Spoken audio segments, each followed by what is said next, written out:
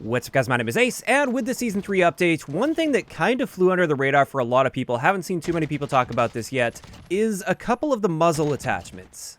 For those that didn't know, for the Cold War weapons, the Flashguard as well as the SOCOM or KGB Eliminator muzzle got a new characteristic added to them called Position Concealment.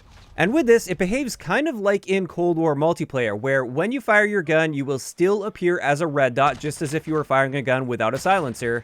However, that dot doesn't stick around for nearly as long as if you're not using one of these muzzle attachments. So it's not a full-on suppressor, but it's kind of like a half suppressor.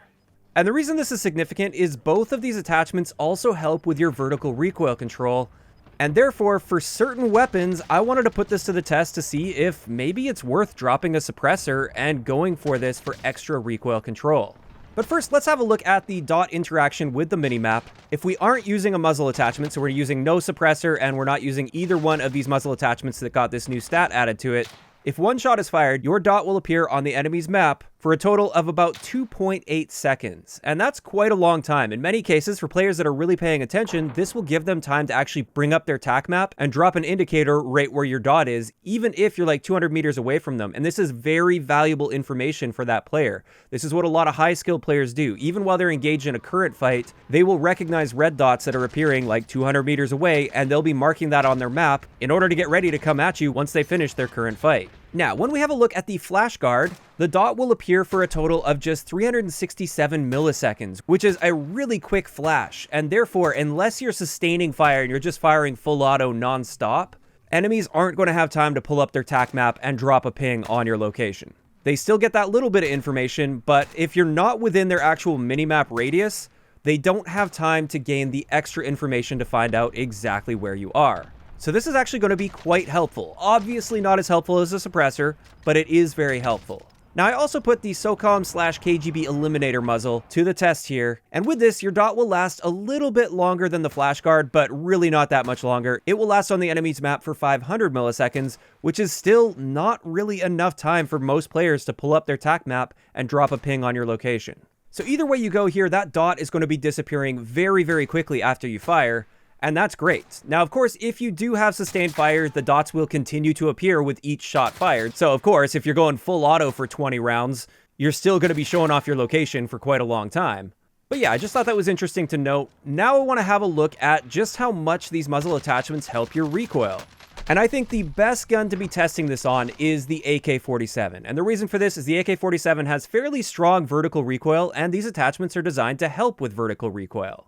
And as you can see here, putting it side by side, it looks like the Flashguard does next to nothing when it comes to recoil. So it's still not really a very good attachment, and I wouldn't recommend using it. However, the KGB Eliminator very clearly improves your vertical recoil by quite a noticeable amount.